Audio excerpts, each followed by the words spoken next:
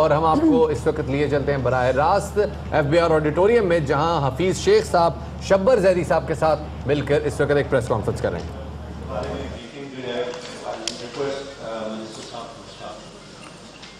Minister information کا معلوم کریں نا کہاں ہے؟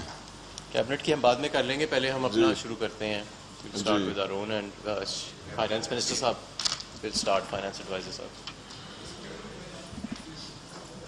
ٹھیک ہے جی، شروع کریں۔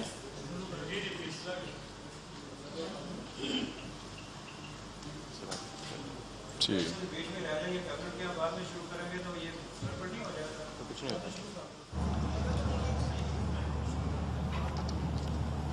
مشیر خزانہ جناب حفیظ شیخ صاحب اور اعزازی چیئرمین FBR جناب شبر زیدی صاحب، وفاقی وزیر ریونیو جناب حماد اظہر اس وقت پریس کانفرنس کے لیے تیار ہیں۔ میرے خیال میں صرف فردوس عاشق اعوان صاحبہ کا ویٹ ہو رہا ہے۔ ایگزیکٹلی جی بالکل، اور جیسے کہ ہم نے آپ کو بتایا کہ وفاقی کابینہ نے ایسے ڈکلیریشن اسکیم کی منظوری دے دی ہے، اور ذرائع کے مطابق اسکیم کا اطلاق بے نامی اکاؤنٹس پر بھی ہوگا اب سے تھوڑی ہی دیر بعد۔ مشیر خزانہ اور کیونکہ اب سے تھوڑی دیر بعد ان کو فردوس عاشق اعوان صاحبہ بھی جوائن کریں گے، تو باقاعدہ ایسے ڈکلیریشن اسکیم کو میڈیا کے سامنے رکھا جائے گا۔ جو نکات ابھی تک ہمارے سامنے آئے ہیں وہ یہ ہے کہ بیرونی اثاثوں کو ظاہر کرنے پر 30 جون تک 5% ادا کرنا ہوگا۔ بیرونی اثاثوں کو ظاہر کرنے پر اگر 30 ستمبر تک کی مہلت لی جائے تو 10% ادا کرنے ہوں گے۔ اسی طرح 31 دسمبر تک یہی معاملہ 20% تک چلا جائے گا۔ ایک یہ بھی بتایا جا رہا ہے کہ اپنی سیلز کو، جو کہ انڈکلیئرڈ سیلز، جو کہ پاکستان کی اکانومی کا ایک بہت بڑا پرابلم ہے، سیلز کا صرف 3% ظاہر کر کے اپنی سیلز کو لیگلائز کیا جا سکتا ہے اور انہیں ٹیکس نیٹ میں لایا جا سکتا ہے۔ اور یہ صرف کیا یہ شفاعت یہ جون تک ہے، جون کے بعد سپٹمبر میں جو اس کا دائرہ کار ٹیکس نیٹ ہے وہ بڑھ جائے گا؟ یہ تو اب سے کچھ دیر میں حفیظ شیخ صاحب بھی بتائیں گے، لیکن ہمارے ذرائع کا یہ کہنا ہے کہ اس کا اطلاق صرف اسی سال 31 دسمبر تک ہے۔ اب سے کچھ دیر میں مشیر خزانہ حفیظ شیخ صاحب، چیئرمین FBR شبر زیدی، حماد اظہر جو کہ وفاقی وزیر ریونیو ہیں، فردوس عاشق اعوان صاحبہ کا ویٹ کریں۔ جیسے ہی ان کی آمد ہوگی اس حوالے سے بریفنگ شروع کر دی جائے گی۔ اچھا، اس حوالے سے اپنے ناظرین کو بتاتے بھی چلیں کہ یہ اسکیم عدالتوں میں زیر التوا کیسز کے لیے بالکل نہیں ہوگی۔ 31 دسمبر تک پراپرٹی ڈکلیئر کرنے والوں کے لیے 4% ٹیکس کی تجویز دی گئی ہے، جبکہ 30 ستمبر تک پراپرٹی ڈکلیئر کرنے والوں کے لیے 2% ٹیکس کی تجویز بھی دی گئی ہے، اور بیرون ملک اثاثے ظاہر کرنے کے لیے 6% ٹیکس ادا کرنے ہوں گے۔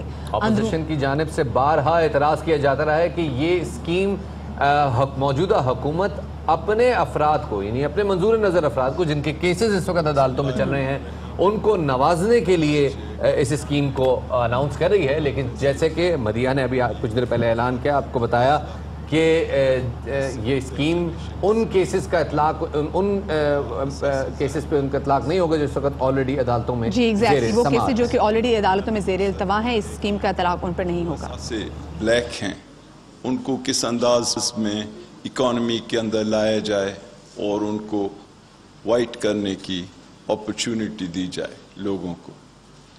یہ اسکیم جو ہے اس کا بنیادی مقصد یہ نہیں ہے کہ ریونیو اکٹھا کیا جائے، اس کا بنیادی مقصد یہ ہے کہ اکانومی میں ڈاکیومنٹیشن ہو اور اکانومی کا جو پہیہ ہے وہ زیادہ تیز رفتاری سے چلے، اور جو ایسیٹس ایک طرح سے ڈیڈ ایسیٹس ہیں ان کو اکانومی کے اندر ڈال کر ان کو فعال بنایا جائے۔ اس کے اندر جو تیسری ایسپیکٹ ہے وہ یہ ہے کہ ہم نے کوشش کی ہے کہ یہ اسکیم بہت ہی آسان ہو سمجھنے میں بھی اور امپلیمنٹ کرنے میں بھی، تاکہ اس میں لوگوں کو دقت نہ آئے اور یہ بہت ہی سیملیسلی، بہت ہی اچھے انداز میں امپلیمنٹ ہو سکے۔ اس کو ہم نے ریئلسٹک رکھا ہے، اس کے اندر جو ریٹس ہیں اتنے زیادہ نہیں رکھے گئے ہیں اور نہ ہی ان کی تعداد بہت رکھی گئی ہے۔ آخرکار جو اس کے پیچھے فلسفہ ہے وہ یہ نہیں ہے کہ لوگوں کو ڈرایا دھمکایا جائے، وہ یہ ہے کہ بزنس کے لوگوں کو انکریج کیا جائے کہ وہ پارٹیسپیٹ کریں صحیح انداز میں جو لیگل اکانومی ہے اس میں۔ اور ایک اور جو بڑا نکتہ ہے اس کے بارے میں وہ یہ کہ یہ جون 30 تک لوگوں کو اپرچونٹی ہوگی اس میں شامل ہونے کی. میڈم بھی آ گئی ہیں, we are lucky to have her. نہیں ان کے لیے ٹھیک ہے نا.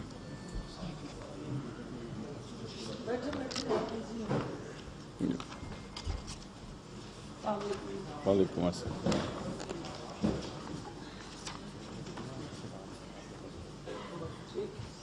یہ اسکیم جو ہے اس میں ہر پاکستانی شہری پارٹیسپیٹ کر سکے گا, سوائے ان لوگوں کے جو کہ ایک پوزیشن جو ہے حکومت میں رکھ چکے ہیں اور ان کے ڈپینڈنٹ. دوسری چیز جی وہ لوگ جو پبلک آفس ہولڈر رہے ہیں,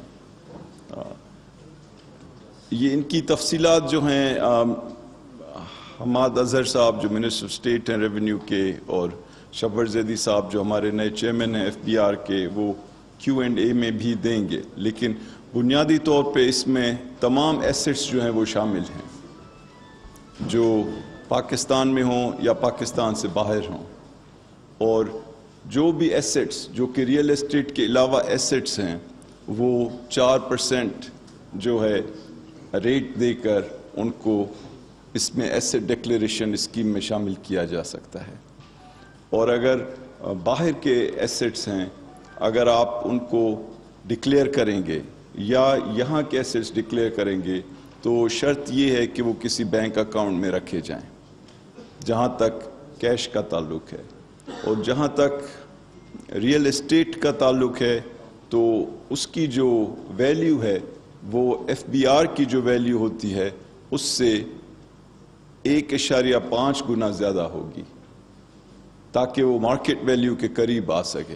اور ریئل اسٹیٹ کی جو ریلیونٹ نمبر ہے, جو ریٹ ہے, وہ 1.5 یعنی 1.5% ہے جس کی بیسس پہ اس ویلیو کو کیا جا سکتا ہے. تو اگر FBR کی ویلیو کسی بھی پراپرٹی کے لیے 10 لاکھ ہے تو ہم اس کو 15 لاکھ کی بیسس پہ وائٹ ان کریں گے اور اس کے اوپر 1.5% دے کر وہ وائٹ ان کی جا سکے گی. اگر باہر کوئی شخص ہے جو وہاں پہ اپنے پیسے جو یہاں سے لے جائے گئے ہیں باہر, وہ اگر وائٹ ان کرنا چاہیں تو وہ بھی کر سکتے ہیں. لیکن اگر فار ایگزامپل انہوں نے کیش سمجھے کہ $10,000 ہیں, وہ اس کو وائٹ ان کرنا چاہتے ہیں تو ان کو 4% دینا ہوگا, اور بقایا جو پیسے ہیں ان کو پاکستان میں لا کر پاکستان کے بینک اکاؤنٹ میں رکھنا ہوگا, چاہے فورن ایکسچینج بینک اکاؤنٹ میں رکھیں یا لوکل کرنسی کے بینک اکاؤنٹ میں رکھیں. لیکن اگر وہ پیسے یہاں نہیں لانا چاہتے ہیں اور وائٹ ان کرا کے باہر ہی اپنے بینک اکاؤنٹ میں رکھنا چاہتے ہیں تو پھر ان کو 4% کی بجائے اضافی 2% اور بھی دینے پڑیں گے, اور یہ اماؤنٹ جو ہے ان کے لیے اس سچویشن میں 6% ہوگا. یہ ایک اور جو بڑی چیز اس کے اندر ہے اس پروگرام میں, جو کہ مختلف پروگرام جو اس طرح کے آئے ہیں ماضی میں اس سے یہ مختلف ہے, وہ یہ ہے کہ ایک بے نامی جو لا ہے وہ پاس ہوا ہے, اور اس کی ایک خصوصیت یہ ہے کہ اس کے تحت اگر کوئی ڈیکلیریشن نہیں کرتا ہے تو اس کے اوپر جو پورے ایسٹ ہے اس کو کانفسکیٹ کیا جا سکتا ہے, اور یعنی اس کو ضبط کیا جا سکتا ہے, اور اس میں لوگ جیل بھی جا سکتے ہیں. تو یہاں پہ ایک یہ فیسیلیٹیشن دی جا رہی ہے کہ جو بے نامی اکاؤنٹس ہیں پاکستان میں یا بے نامی پراپرٹیز ہیں وہ لا کر ان کو وائٹ ان کر دیں, اس سے پہلے کہ جو لا ہے بے نامی کا اس کی امپلیمنٹیشن جو ہے اور اس کی جو سختیاں ہیں ان سے بچنے کے لیے, تاکہ we are giving this opportunity. تو یہ ایک طرح سے اچھی ٹرانزیشن ہے towards the implementation of that law. I think میرے خیال میں I have summarized enough. We are available. Hamad and Shabar are also here they know much more than I do about this topic. تو آپ سوال کرنا چاہیں تو کر سکتے ہیں. اور میڈم ہماری سب کی جو ہیں فل گورنمنٹ کی اسپوکس پرسن ہیں. She is also here and we are thankful to her for coming. اور پھر جیسے یہ ٹاپک ختم ہوگا تو she will give a full fledge briefing on the overall cabinet. جی باری باری کریں, ایک دو ریکویسٹ ہیں, باری باری کریں, اچھے دھیمے لہجے میں بولیں اور تقریر کی بجائے سوال کریں. نہیں جی خوشی ہوئی ہے کہ آپ اکانومی کے ساتھ ہمیں بھی سدھار رہے ہیں. جی تھینک یو. میرا آپ سے کویشچن یہ ہے, کل سے آئی ایم ایف سے جب سے آپ کی بات چیت ہوئی ہے, اپوزیشن یہ کہہ رہی ہے کہ آئی ایم ایف سے معاہدہ کیا ہے, اس کے اوپر آپ کیا کمنٹ کریں؟ جی دیکھیں, آئی ایم ایف اور پاکستان کے مذاکرات جو ہیں یہ پچھلے 7-8 مہینے سے چل رہے تھے اور ایک اچھے انداز میں وہ مکمل ہوئے ہیں کہ اسٹاف لیول اگریمنٹ ہوئی ہے. ابھی اس اسٹاف لیول اگریمنٹ کے بعد جو نیکسٹ سٹیپ ہے وہ آئی ایم ایف کا فل بورڈ اس پروگرام کو اپروو کرے گا. اور اس میں کوئی نئی بات نہیں ہے. یہ آئی ایم ایف کے پاس جو لوگ کہہ رہے ہیں اس وقت کہ آپ کیوں جا رہے ہیں وہ تقریباً سب لوگ بھی جا چکے ہیں. اور آئی ایم ایف ایک بین الاقوامی ادارہ ہے جس کا بنیادی مقصد یہی ہے کہ جو اکنامک ڈیفیکلٹی میں ان کے ممبر کنٹریز ہیں ان کے ساتھ اس طرح کی سپورٹ پرووائڈ کرے. تو آئی تھنک جو چیزیں ہم کرنے جا رہے ہیں وہ وہی ہیں جو پاکستان کی اس وقت ضرورت ہیں. یعنی اگر ہم اپنی حیثیت سے زیادہ اخراجات کر رہے ہیں اور اس میں کمی کی جائے تو وہ پاکستان کے فائدے میں ہے. اگر ہمارے اسٹیٹ اونڈ کارپوریشنز مسلسل خسارہ اٹھا رہے ہیں اور اس کو کم کیا جائے تو وہ پاکستان کے فائدے میں ہے. اگر ایکسپورٹس اور امپورٹس کی گیپ کو کم کیا جائے تو وہ پاکستان کے فائدے میں ہے. اگر ہم اپنے قرضوں کے نظام کو بہتر کریں تو وہ پاکستان کے فائدے میں ہے. یہ تمام چیزیں جو ہیں جو اس معاہدے کا حصہ ہیں وہ وہی ہیں جو اگر ہم آگے لے جا کر اپنے لوگوں کو ایک بہتری کی جانب لے جانا چاہتے ہیں اور اس ملک کو ایک پائیدار بیسس پہ ترقی دینا چاہتے ہیں تو یہ ہمیں کرنی پڑے گی. ساتھ ہی ساتھ میں یہ بھی بتاؤں کہ کچھ لوگوں کو خدشہ ہے کہ ہمارے لیے کیا قیمتیں شاید بڑھیں یا دقت ہو, تو ہم نے 3-4 بڑے فیصلے کیے ہیں اس دقت کو کم کرنے کے لیے. پہلی چیز یہ کہ بجلی کی اگر قیمت بڑھتی ہے تو تمام وہ کنزیومر, تمام وہ صارفین, تمام بجلی کے وہ یوزر جو 300 یونٹ سے کم بجلی استعمال کرتے ہیں ان کے اوپر کوئی اثر نہیں پڑنے دیں گے.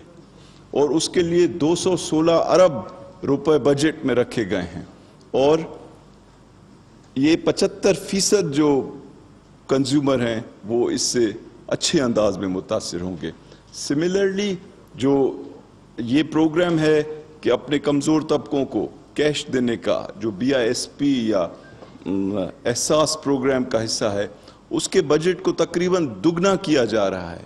وہ 100 ارب کی بجائے اسے 180 ارب کیا جا رہا ہے تاکہ زیادہ سے زیادہ لوگوں کو یہ سپورٹ دی جا سکے.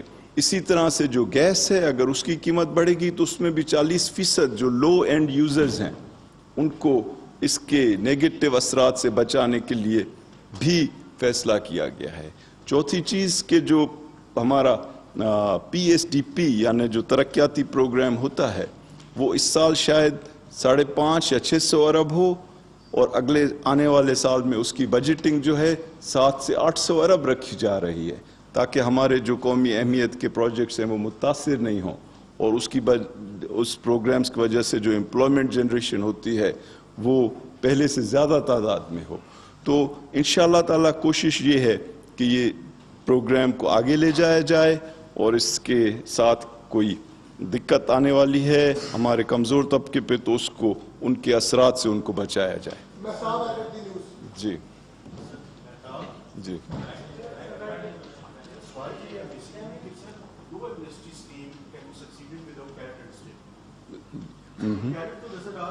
جی ایک تو میرا سوال یہ ہے. دوسرا یہ ہے کہ آپ کا یہ بالکل ٹھیک ہے کہ آپ جو ہے وہ ایکسپیکٹ نہیں کرتے ریونیو جنریشن, لیکن پچھلے سال جو یونیورسٹی آئی تھی تقریباً اس سے 120 ارب روپے وہ ایف بی آر نے جمع کیے تھے. تو آپ کی ایکسپیکٹیشنس کیا ہے کہ اس فائنینشیل ایئر میں، کیونکہ آپ کو پتا ہے ایک میجر شارٹ فال کا سامنے ایف بی آر، تو آپ کتنا ایک ریونیو جو ہے؟ جی دیکھیں، یہ آپ کی بات درست ہے کہ ہماری ریونیو کی جو پرفارمنس ہے وہ توقعات سے کچھ کم رہی ہے، اور اس کے لیے کئی فیصلے کیے جا رہے ہیں کہ آنے والے سال میں اس کو کس طرح ایک تاریخی انداز میں آگے لایا جائے. اور یہ فیصلے جو ہیں انشاءاللہ with the new chairman FBR اور with a new resolve in the government آپ دیکھیں گے کہ وہ بجٹ میں آئیں گے. اس کے لیے آپ کو چند ہفتوں کا انتظار کرنا پڑے گا. جی اگین جیسے میں نے کہا کہ بے نامی لاء کے اندر ایک بہت بڑی اسٹک ہے کہ پراپرٹی جو آپ ڈکلیئر نہ کریں اس کو کانفسکیٹ کیا جا سکتا ہے. اس میں پریزن کا بھی جو ہے پاسبلٹی ہے، اور ساتھ ہی ساتھ یہ شبر زیدی صاحب کے اوپر ہے، اس کو فل مینڈیٹ دیا گیا ہے کہ وہ کیرٹس یعنی آپ اچھے انداز میں چلیں اور انسینٹیوز درست دیں، وہ دیے جا رہے ہیں. لیکن اگر کوئی مسلسل پیسے والے لوگ جو نہ آ کر کنٹریبیوٹ کریں، نہ آ کر پارٹیسپیٹ کریں اور اس کے باوجود بلیک منی رکھیں، تو ان کے لیے نیچرلی ری ایکشن ہونی چاہیے. اور اسی لیے ہم کہہ رہے ہیں کہ یہ آخری موقع ہے to try and come and participate based on the incentives جو کہ آفر کیے جا رہے ہیں. ڈاکٹر صاحب میں نے یہ بولا چاہتا ہے، یہ جو آپ نے 4% کا کہا ہے جی کہ پراپرٹی پہ اس کو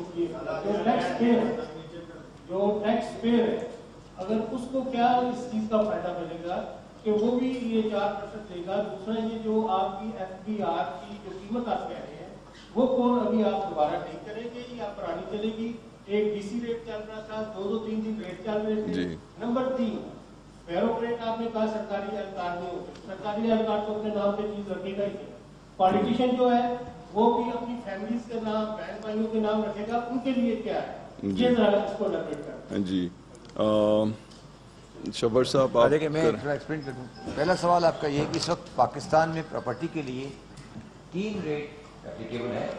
ایک ڈی سی ریٹ ہے، ایک ایف بی آر ریٹ ہے اور ایک پرائس ہے یا اس کی فیئر ویلیو ہے. بیسیکلی 4 ریٹس ہیں.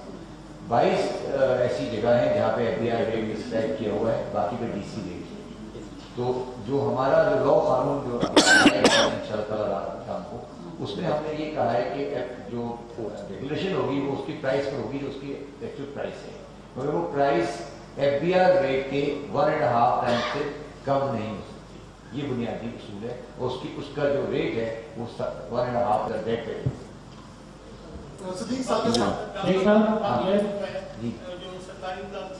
سرکاری ملازمی دیکھیں اس میں جو definition of public office holder ہے وہ وہی ہے جو پرانے والے لا میں تھی.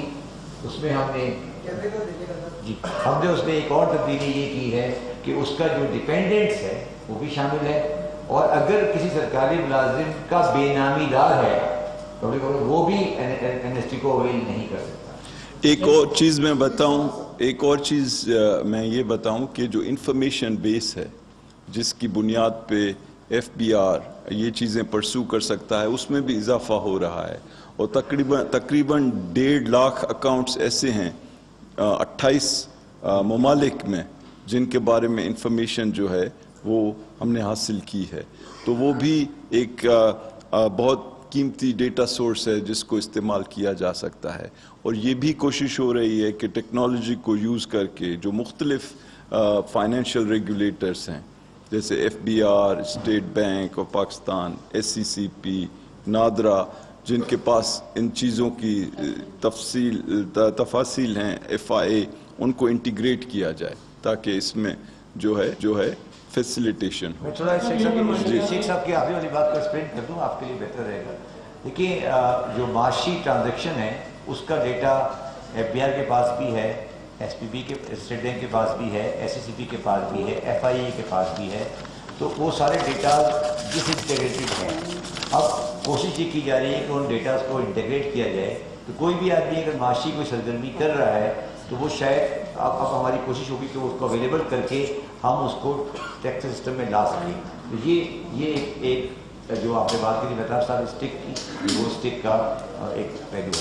شیخ صاحب یہ فرمائیے گا کہ یہ اسکیم ماضی میں بھی اس طرح کی اسکیمیں لائی جاتی ہیں جو اس طرح ناکام ہوئی اور کسی کو کہا گیا کہ ریونیو بڑھے گا، نون لیگ کی حکومت تھی، پیپلز پارٹی کی حکومت تھی. اب آپ اس طرح کی اسکیم کو یہ جو اسکیم ہے ماضی کی اسکیموں سے کس طرح مختلف ہوگی؟ اور یہ بھی کہا جاتا رہا کہ ہر حکومت یہ کہتی ہے آئی ایم ایف پروگرام آخری ہوگا. آپ نے یہ پروگرام آپ نے جانے کیا اس کی ریپیٹ لائیں گے کہ باقی آخری پروگرام ہوگا؟ جی دیکھیے، میں آپ کے دوسرے سوال کا جواب دوں گا، اور پہلا سوال ہمارے جو منسٹر آف اسٹیٹ ہیں جو اس میں کافی ڈیٹیل سے کام کرتے رہے ہیں وہ دیں گے کہ یہ کیوں دوسری جو اسکیمز ہیں ان سے کیوں یہ ذرا مختلف ہے. تو جہاں تک آئی ایم ایف کے آخری ہونے کا سوال ہے، تو ہر بار جب آئی ایم ایف کے پاس ہم لوگ جاتے ہیں اور جو باتیں طے ہوتی ہیں اس میں یہ ہوتا ہے کہ کچھ پاکستان کے ایک بنیادی نقص ہیں جن کو درست کرنا ہے، اور وہ یہ ہے کہ شروع سے لے کر پاکستان اپنی ایکسپورٹس بڑھانے میں کامیاب نہیں رہا. شروع سے لے کر یہاں باہر کے لوگ انویسٹ کرنے سے ہچکچاتے رہے. شروع سے لے کر ہماری جو بڑے ادارے ہیں وہ لاس میکنگ رہے اور انہوں نے پاکستان کے لوگوں پہ بڑا بوجھ ڈالا. شروع سے لے کر یہاں پہ ریونیو کی موبیلائزیشن ایسی نہیں ہو پائی کہ جہاں پہ امیر لوگوں سے پیسے نکال کر پورے ملک کی ڈیولپمنٹ کی جائے. تو یہ 4-5 بڑے بنیادی نقص ہیں جن کے اوپر کام کرنا ہے. اگر ہم ان بڑی جو پاکستان کی چیلنجز ہیں ان سے اگر نپٹنے میں کامیاب نہیں ہوئے تو پھر جو ماضی کی طرح ہوتا رہا ہے کہ آئی ایم ایف کے پروگرام آئے اور ہمیں 3-4 سال ریکوری ہوئی اور اس کے بعد جو ہے ہم اپنے جو بنیادی نقص چونکہ ختم کرنے میں کامیاب نہیں ہوئے تو وہ ابھر کے آ جاتی ہیں. اب دیکھیں نا، جو پچھلے 5 سال گزرے اس میں پاکستان شاید واحد ملک ہو جس کے اندر ایکسپورٹس میں رتی بھر اضافہ نہیں ہوا 5 سال کے اندر. اس صورت میں جب آپ کے امپورٹس اتنے ہوں اور ایکسپورٹس نہ بڑھیں تو you have to pay for the imports, and you know that was a price we are paying now. Yes, ابھی اس کے اندر جو چیزیں مختلف ہیں اور جو آپ کا سوال ہے کہ ماضی کی جو جس کو ایمنسٹی اسکیم کہتے تھے اس میں اور یہ ایسے ڈیکلریشن اسکیم میں کیا فرق ہے. سب سے پہلے جو پچھلے سال اسکیم آئی مثال کے طور پہ اس میں ٹیکس فائلر بننے کی کوئی شرط نہیں لگائی گئی. اب جو لوگ اس میں ڈکلیئر کریں گے وہ باقاعدہ طور پہ ہم ضروری کر رہے ہیں کہ ان کا ٹیکس فائلر بننا لازمی ہوئے. دوسرا یہ کہ ہم یہ کوئی ریونیو کے لیے نہیں کر رہے، ہم چاہ رہے ہیں کہ جو آپ کا کالا دھن پڑا ہے معیشت کے اندر وہ وہاں سے نکلے ان سیکٹر سے اور آپ کے پروڈکٹیو سیکٹرز کے اندر آئے، کاروباروں میں آئے، زراعت میں آئے، صنعتوں میں آئے. اس کے لیے ہم یہ اجازت دے رہے ہیں کہ جو لوگ ہیں وہ اپنی کتابوں کو ریوائز کر سکتے ہیں اور اس میں اپنے ایسٹس جو ہیں ان کو ریوائز کر سکتے ہیں. تو بیلنس شیٹ ریویژن کا اس مرتبہ ہم ایک آپشن دے رہے ہیں. ایک اور جو غلطی رہ گئی تھی میں سمجھتا ہوں جو بہت بڑی غلطی چھوڑی گئی پچھلی اسکیم میں وہ یہ تھی کہ لوگوں کو کیش ان ہینڈ ڈکلیئر کرنے کی اجازت دے دی گئی بغیر کسی ثبوت کے. یعنی لوگ اپنی فیوچر ارننگز کو بھی ایمنسٹی میں ڈکلیئر کر لیتے تھے کیونکہ دکھایا نہیں جاتا تھا کیش. اب تمام کیش ان ہینڈ کو بینک میں ڈپازٹ کرا کے اس کی ڈپازٹ سلپ کے ساتھ ایمنسٹی میں ڈکلیئر کیا جائے گا. آخری چیز جو مشیر خزانہ صاحب نے بتائی کہ پراپرٹیز کو اب ہم ایف بی آر ویلیو یا ڈی سی ویلیو پہ نہیں ہم کر رہے، ہم اس کو 150% 1.5 گنا اس کو ہم ایف بی آر ویلیو سے منیمم پہ ہم اب اس کے اوپر ایمنسٹی کے اوپر ڈکلیئر کرنے کی اجازت دے رہے ہیں. اور ہم نے اس کے ساتھ ساتھ تمام پروونشل ریونیو اتھارٹیز سے بات کر کے باہمی مشاورت کے ساتھ یہ طے بھی پایا گیا ہے کہ 1 جولائی تک وہ چاروں پروونشل ریونیو اتھارٹیز نے اگری کیا ہے کہ وہ اپنے ڈی سی ریٹس بھی پراپرٹی کے جو ہیں وہ مارکیٹ ویلیوز کے قریب تک ہیں. اور سیلز ٹیکس کے اندر بھی ہم یہ اجازت دے رہے ہیں اس مرتبہ اسکیم میں کہ سیلز ٹیکس سے جو تاجر حضرات پہلے سیلز ٹیکس نہیں دیتے تھے اب وہ اپنی گڈس کو ان کو ذریعہ دیا جا رہا ہے کہ وہ سیلز ٹیکس جو ہے اس کے اوپر اس کو ڈکلیئر کر سکتے ہیں اس ایسٹ ڈیکلیریشن اسکیم کے اندر تاکہ وہ انڈاکیومنٹڈ سیکٹر سے ڈاکیومنٹڈ سیکٹر کے اندر آ جائیں. ہم نے ایک جی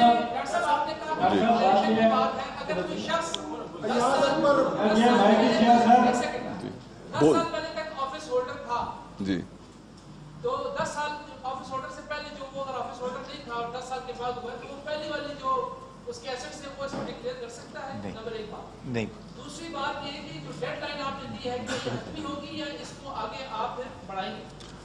देखिए, जो पहले सवाल का जवाब है नहीं, और दूसरे सवाल का जवाब भी है नहीं। Thank you. अभी ये मैडम जो है चल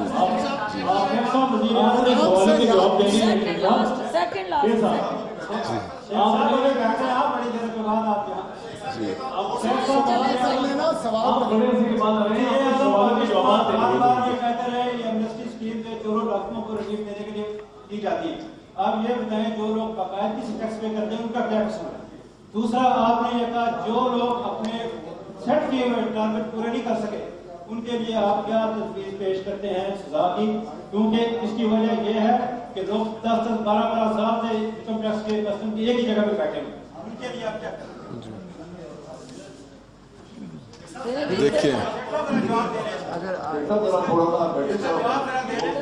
मैं चाह रहा हूं कि मैडम इंफॉर्मेशन मिनिस्टर को मौका दूं कि वो काबीना में जो बाकी फैसले हुए हैं वो भी बताएं। ओके, और जी जी जी, एक पहले इनके सवाल का जवाब, एक एक सवाल।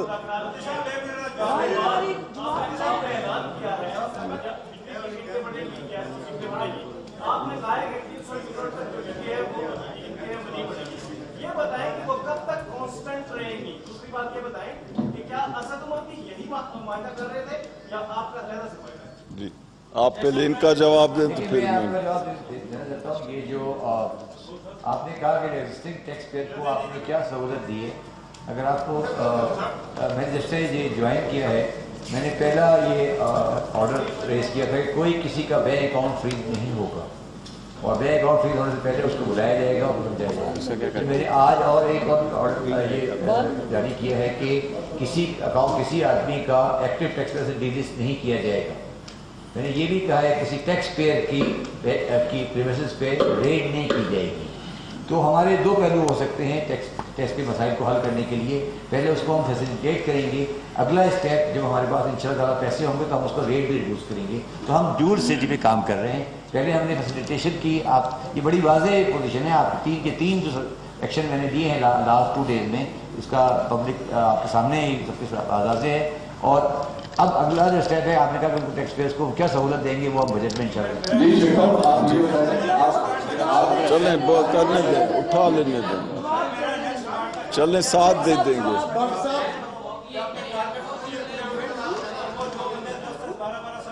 जी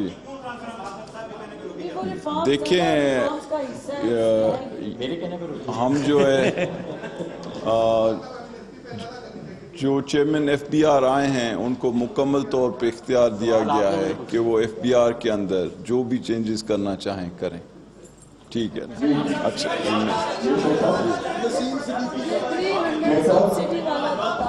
जी जी जी जी जी 300 से इसको 500 भी नहीं करते आप, 300 तो ये 15 दिन में जी। देखें, एक सवाल का जवाब दे देने दें फिर, ठीक है ना। देखें, ये मेरे बस में या किसी भी शख्स के बस में नहीं है कि वो ये तय करे कि कब कीमतें बढ़ेंगी। हमारी तो कोशिश और ख्वाहिश ये होगी कि कीमतें न बढ़ें, लेकिन ये जो सवाल है आपका कि जो 300 यूनिट से कम लोग हैं, जो 75% सार्फिन हैं, तो अगर उनके ऊपर इस वक्त चूंकि हुकूमत का कारोबार साल ब साल चलता है और उसके लिए बजट बनाई जाती है, तो ये जो फैसला है ये इस बजट में रिफ्लेक्ट किया जाएगा और इजाफी रकम रखी जाएगी फॉर द ईयर 2019 to 20, यानी जून 30 से लेकर जुलाई 1 से लेकर जून 2020 तक। और अगर ज़रूरत पड़ी उसके बाद तो इंशाल्लाह इट विल बी रिफ्लेक्टेड। नहीं, बजट के अंदर तो हो नहीं सकती है ना, बजट के अंदर तो नहीं हो सकती। जी जी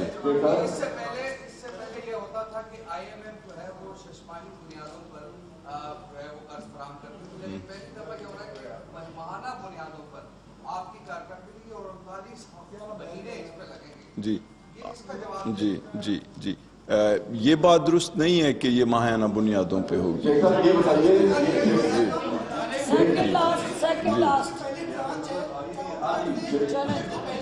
साहब आप ये बताएं कि आपके साथ FBI के चेयरमैन बैठे हैं जिनको आपने 2 साल की मतलब वो मुद्दत के लिए जो आपने वो मंजूर किया है जी क्या वजह है 2 साल का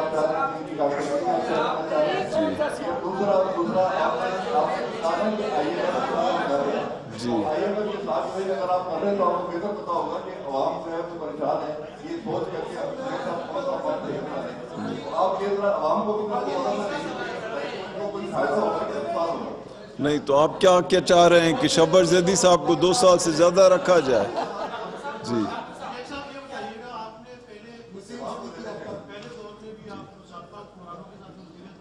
जी उन लोगों ने क्या मिस्टेक्स की जी कि आप मशवरा इस गवर्नमेंट को देंगे कि ये ना दबाएं जी आप पुराने प्राइम मिनिस्टर इमरान खान साहब के लीड को कैसा देखते हैं कि वो आप रिलीफ देने के लिए कितने सीरियस जी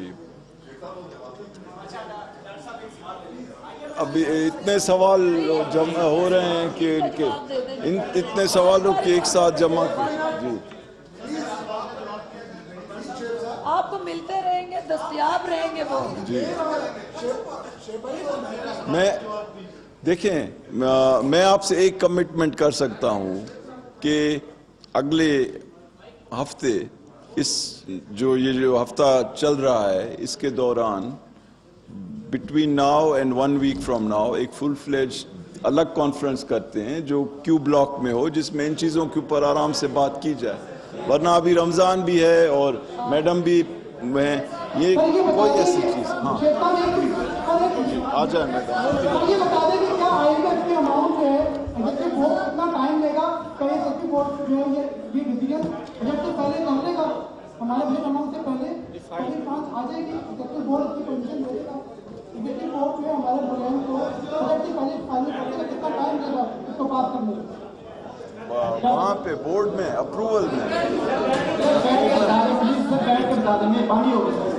देखिए जो बोर्ड अप्रूवल है वो तकरीबन महीने से सवा महीना मैंने कहा कि बोर्ड का जो अप्रूवल है उसमें महीने से सवा महीना मैं आ रहा हूँ मैं दे रहा हूँ चेयर